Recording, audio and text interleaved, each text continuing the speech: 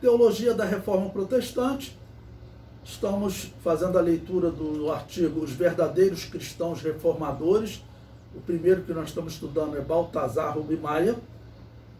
Vamos agora para a parte do artigo extraído da página 90 do livro A História dos Anabatistas, que diz: os princípios expostos em seus 18 artigos, e especialmente na sua obra com relação aos hereges, ele escreveu uma obra, né, do que era herege, tá ok?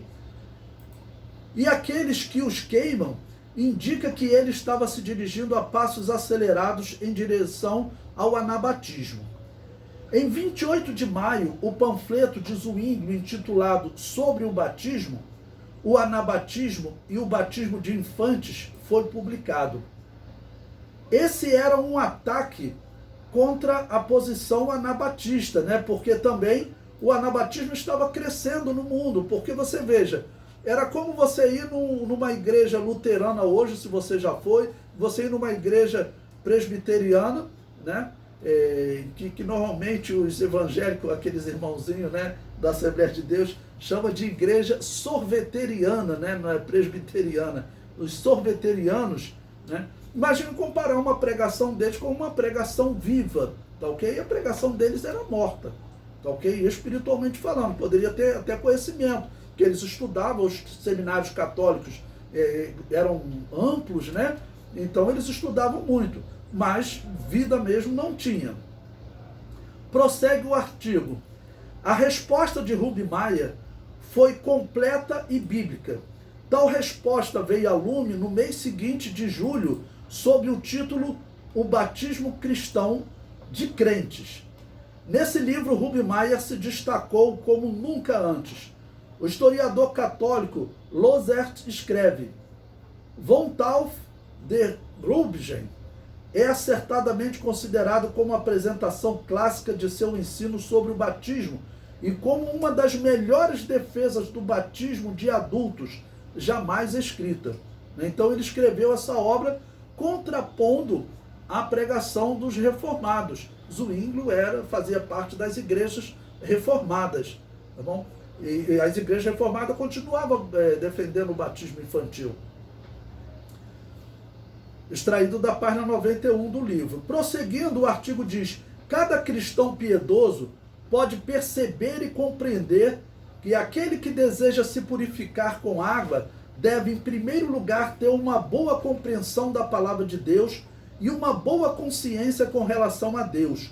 Ou seja, deve ter certeza de que tem um Deus muito benigno por meio da intercessão de Cristo. Ou seja, tem que ser um adulto, uma pessoa consciente dos seus erros, consciente da necessidade de arrependimento e que resolve mudar de vida, se arrepende de mudar de vida, é essa pessoa que pode ser batizada. Prossegue o artigo. Portanto, o batismo em água não é o que purifica a alma, mas o sim de uma boa consciência para com Deus, expressado interiormente por meio da fé. Tá bom? Ou seja, a pessoa simplesmente ser mergulhada na água, e isso, na verdade, não purifica a alma.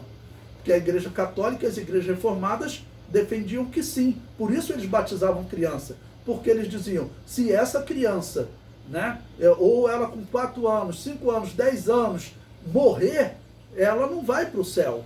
Ela não será salva. Por quê? Porque não foi batizado.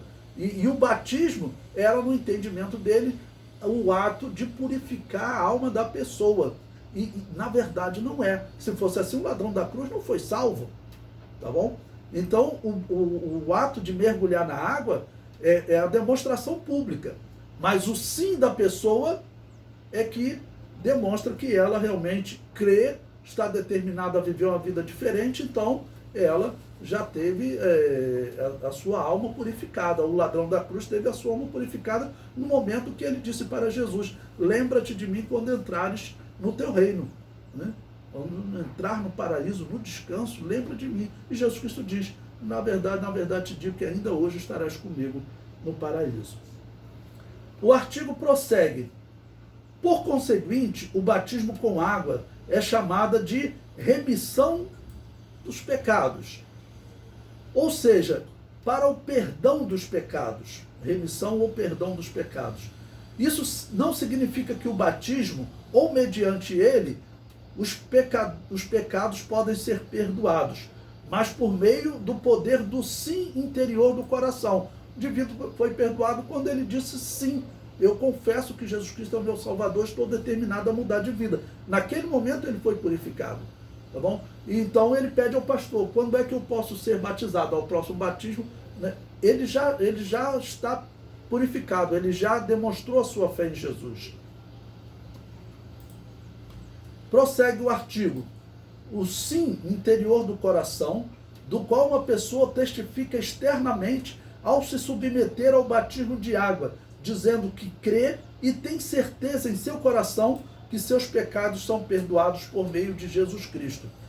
Vamos citar aqui no exemplo a igreja presbiteriana, porque eles falam o seguinte, olha, a pessoa quando adulta, aqui na igreja presbiteriana, ela dá um testemunho, tem um momento que ela com 15 anos, 20 anos, olha, eu quero dar testemunho de fé, eu fui batizado quando criança, mas quero dar um testemunho de fé aqui em Jesus.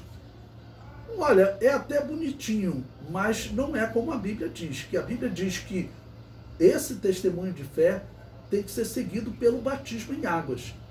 Então, na verdade, como está escrito na Bíblia, como está exigido na Bíblia, os presbiterianos nunca dão, porque eles foram batizados quando criança, não deram testemunho. Agora, adulto, dizem que têm fé em Jesus, mas não serão batizados novamente. Era por isso que os anabatistas rebatizavam. É por isso que as igrejas evangélicas ainda hoje rebatizam.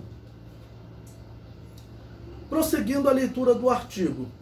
Tal como afirmam suas numerosas referências ao assunto, Rubmeier nega que o batismo seja necessário para a salvação. Porém, ele insiste ser ele essencial para a vida da igreja, né? Então, ele fala que o batismo em águas, ele não salva, né? Mas é importante para a vida da igreja.